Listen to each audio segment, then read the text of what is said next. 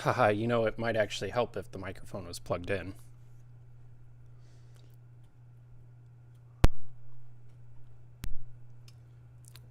Haha, you know, it might actually help if the microphone was plugged in. All right, so we're live and we're color grading today. Color grading and color correcting. I have the project that I was working on yesterday pulled up here, and this is my adjustment layer for my color settings. But if I were to take this off, that's what it looks like. This was shot in S-Log3 on the Sony a7 IV, and that was to maximize the amount of dynamic range that I could get out of the camera,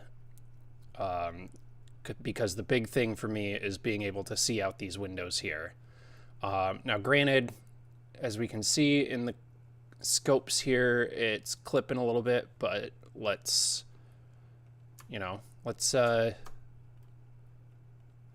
figure stuff out. So I'm gonna duplicate this adjustment layer to keep muted as a baseline template. But what I'm gonna do for the one that's not muted is I'm going to reset everything. I'm also going to double check all of my clips and see which ones have instances of Lumetri on them. And I'm just going to remove them because I'm going to explain a couple of things here while I run through my color grading process. So kind of to start here, I'm going to pull up a couple of examples from DaVinci Resolve. So this is what DaVinci Resolve's color grading page looks like. I know a lot of people are scared off by the node workflow here, because as you can see in this example, or this example, or this example, actually I think those are the same example. Yep, they are. They can get a little complicated and confusing, but what I'm going to show you is really, here's a really basic node tree, or even this one here, and there's a concept that goes on here where it can be applied to any video editor that works in layers, such as Premiere Pro, Final Cut, Vegas, you name it.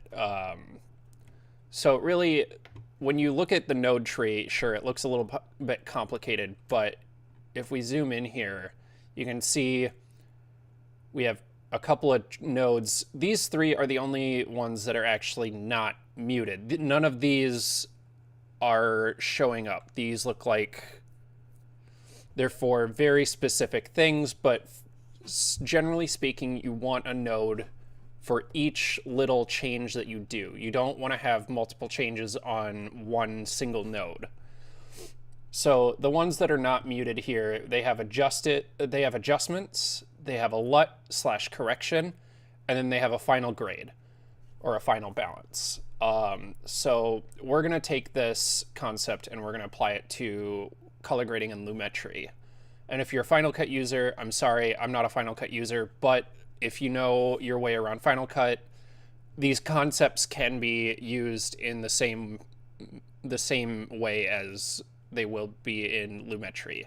So we're us as Premiere and Final Cut users, we're working on a layer-based system, not a node-based system. So how does that differ from nodes? Well, nodes can do a lot of different things. But the way that you read them is you read them from left to right. And with layers, it's really not that different. We just read them from top to bottom. And so does your computer. So really what we have to do is rotate this 90 degrees. So this node is on your top. This is the next node or layer. This is the next one. This is the next one. So we're just working in a stack here. And we're going to take the adjustment, LUT, and final balance concept and apply that to working in Lumetri. So we've got a fresh adjustment layer here. None of these clips have any effects on them. So what we're going to do is we're going to start with our basic correction on the adjustment layer here. And I'll explain why in a second.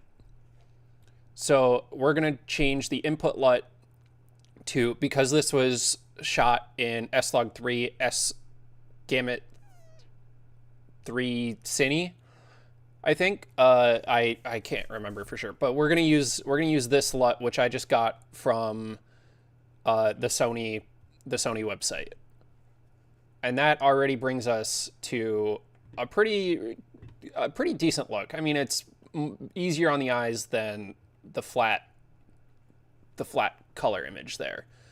And I mean, if you really wanted to, you could just deliver this as is and the client would be happy. But we're going to take this a bit, like a couple steps further. So we're going to go through and kind of eyeball some things. And we're going to be looking at the scopes over here.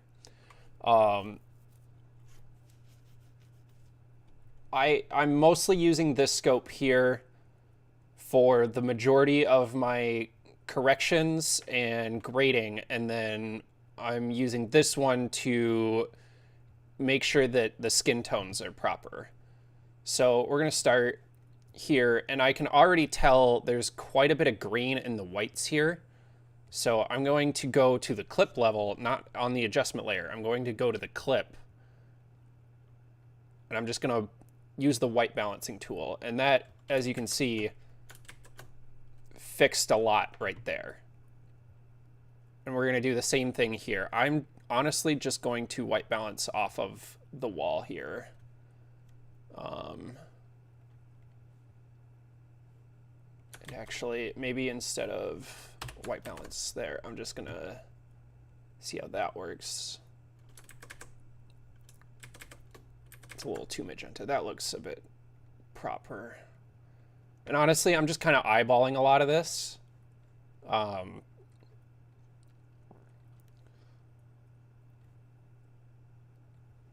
White balance here. Yep. As you can see, this blue and yellow line are not lined up, but as soon as we white balanced it, it's fixed. Since these two are the same clip, I'm going to just copy the settings here.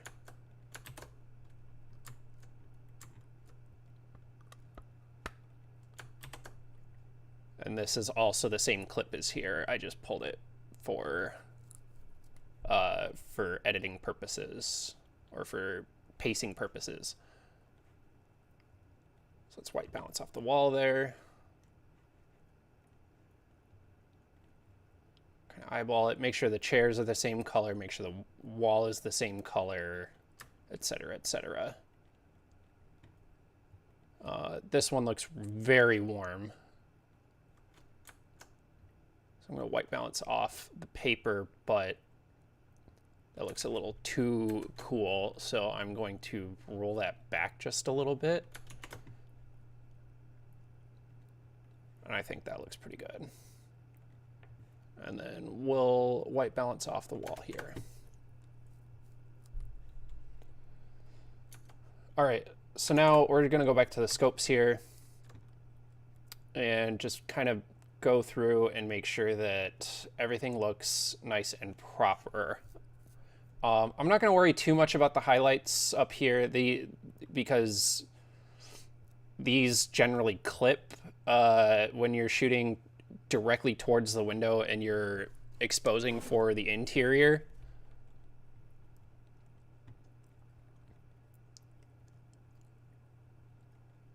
As you can see, like there's not a ton of detail in the windows up here. There's a little bit, but not a ton. So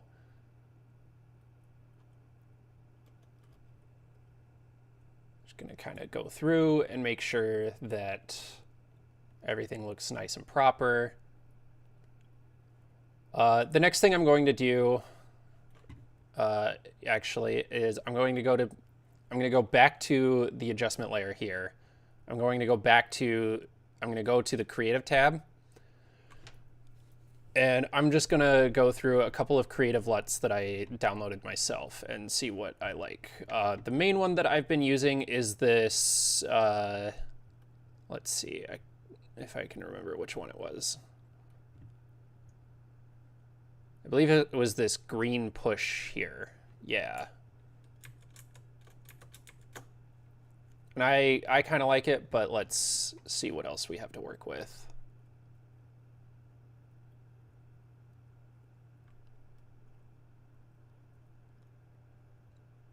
Two blue, two green. That one looks okay.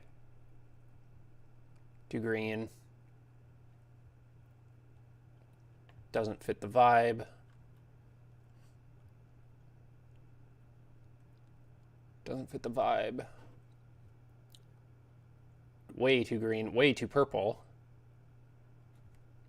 Way too green. Some of these I don't know for certain why, excuse me, why I have them.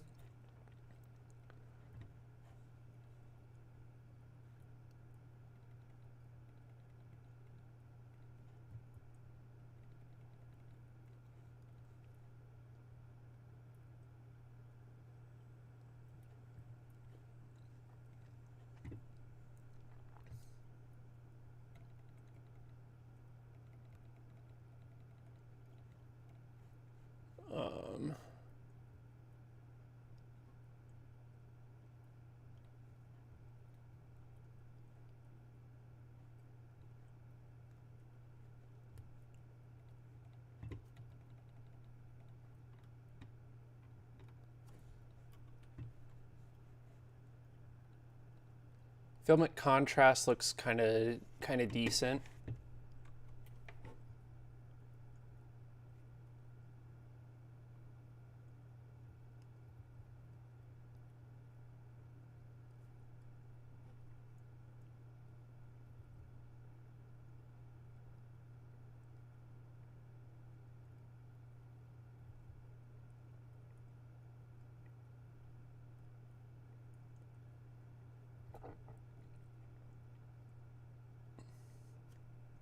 Now we're starting to get into some LUTs that I downloaded from Artlist and ArtGrid.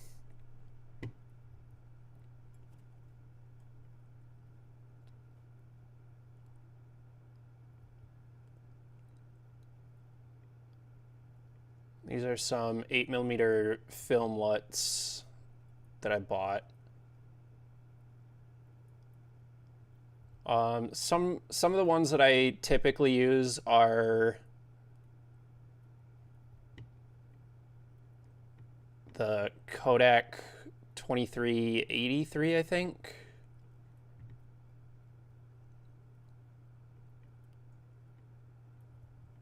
Just because that's the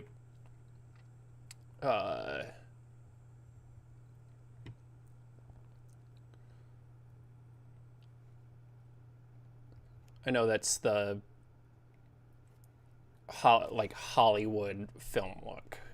That's the film stock that they use the most common in Hollywood. But let's keep looking here.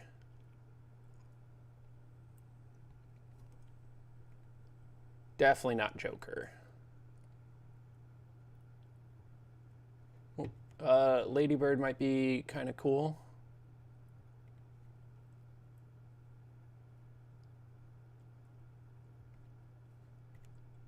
This Neon Demon 3 looks kind of interesting.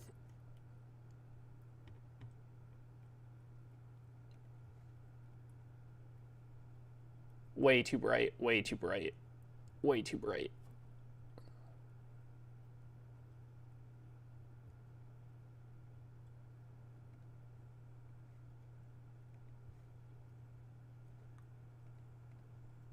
That one looks kind of nice. I kind of like I'm still going to go with the one that I've been using, which is this green push one. So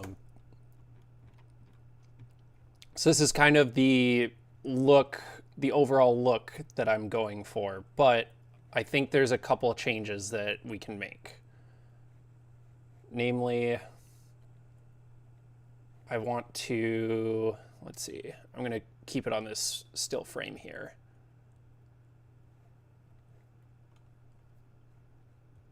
But let's get a little wacky here. So let's go into curves and just make a really, really basic S curve. Just add a little.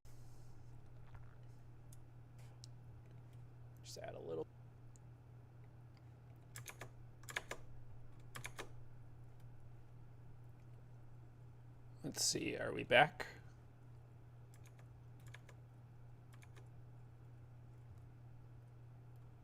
Let's see, are we back? We are. All right, cool. Sorry about that. Had a bit of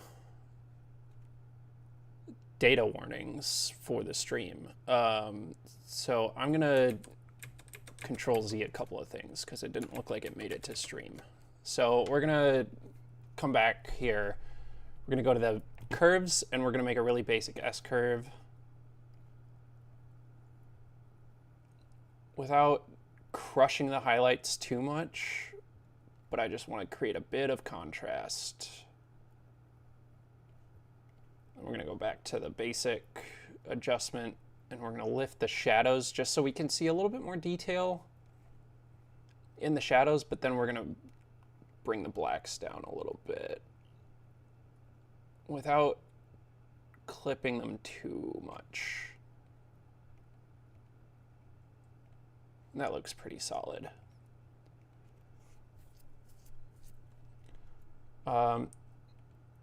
Next, we're going to come to color wheels and match. And for the shadows, I'm going to push just a touch of blue in there.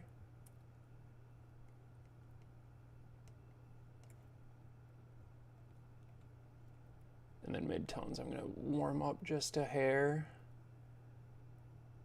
And this is all about really, really, really subtle pushes and changes. We don't want to overdo things too much.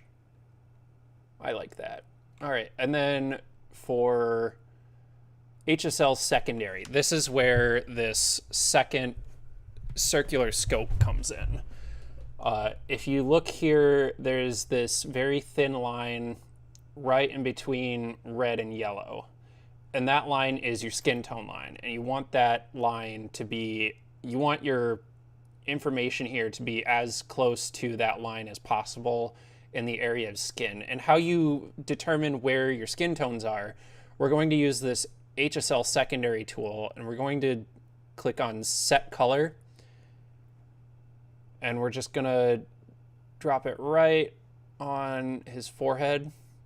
And then we're going to hit this check mark here.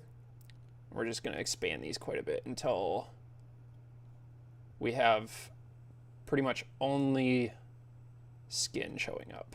And yes, I am very much aware of how horrifying this looks. Let's try not to have this expand too much into the green or the yellow.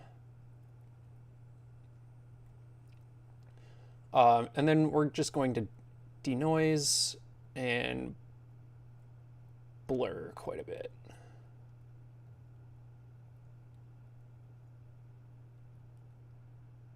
Let's denoise as much as we can without destroying it.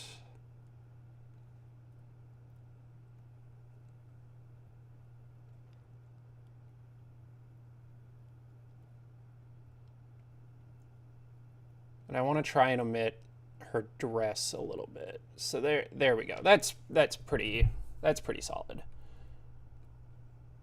So as you can see, our skin tones are, I mean, we've got quite a bit of other stuff outside because there's trees out there that are roughly the same color, but we are going to try and warm up and push the skin tones in the right direction a little bit here.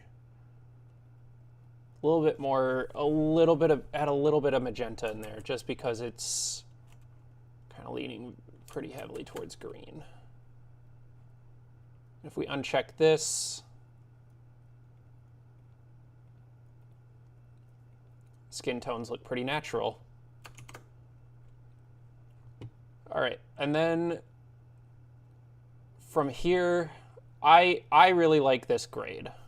So what we're going to do from here now is go back to the clip level. And remember what I said for the layers. So at the clip level, this is the top layer, even though you can't exactly see it in that way.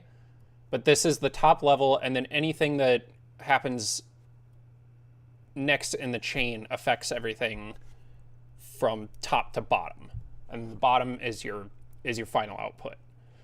So we're going to go back to the clip layer, or the clip level, and we're going to just double check that we can actually see all of the different details that we want. So this here is where I'm going to make sure that, you know, we can pull enough detail out of the windows as well as be able to see everything in the shadows. And you know, that's a little extreme. I'm not gonna pull too much there because I would much rather prioritize being able to see inside than being able to see outside, but it was important to me on the day, and every time I shoot, that you can still see out the windows. At least a little bit. So we're gonna raise the shadows a little bit because he is very dark back here.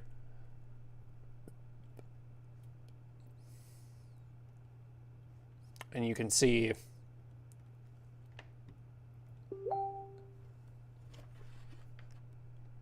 our color corrections at work.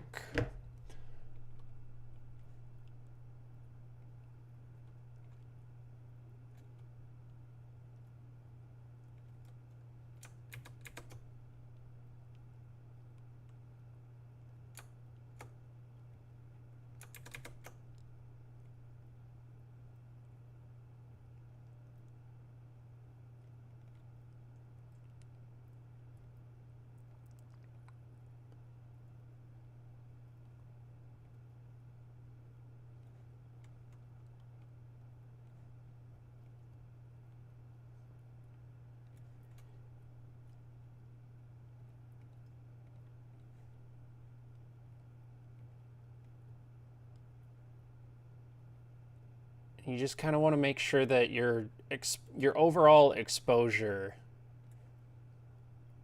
stays consistent. Which just pull up shadows and bring down the blacks just a little bit.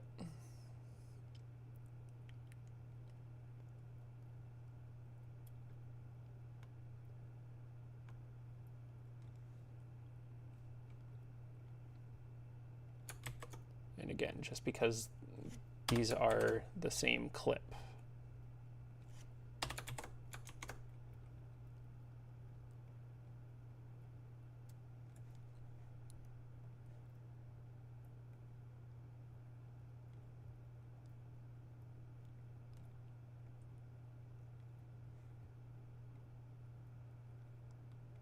I like it. Now this is an example of being way too dark inside and way too bright outside. So let's really boost the shadows so we can pull back some more detail from these leaves here. And then bring down these highlights just a hair, but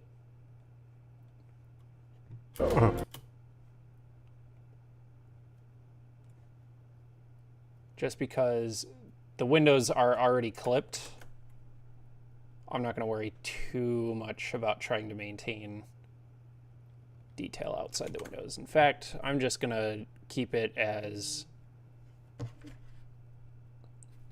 lifting the shadows just so we can see the leaves. This one,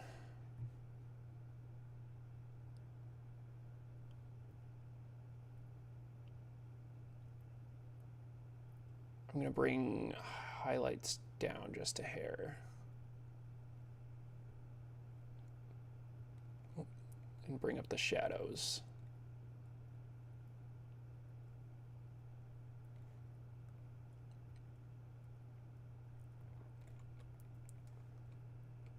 And then, there we go. Just because it's the same clip as before.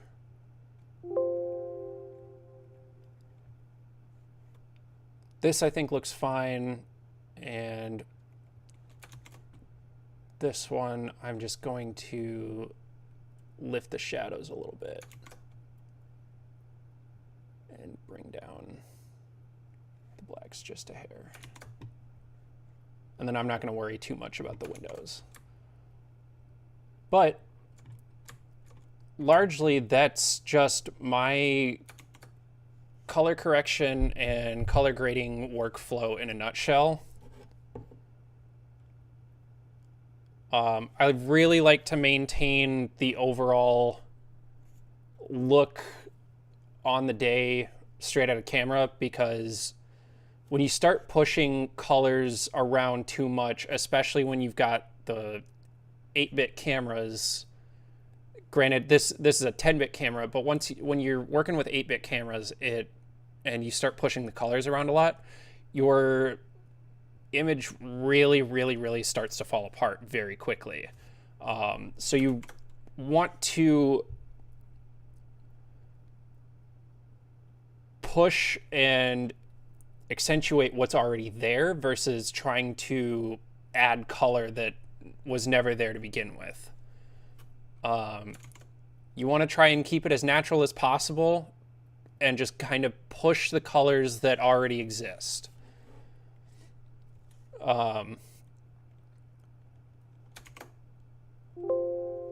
Log definitely helps a lot when trying to keep a lot of detail in your shots between your shadows and your highlights, but it's not exactly necessary. There are plenty of picture profiles in your cameras that look great out of camera and give you a decent amount of dynamic range to work with without crushing it all into a logarithmic curve for your gamma.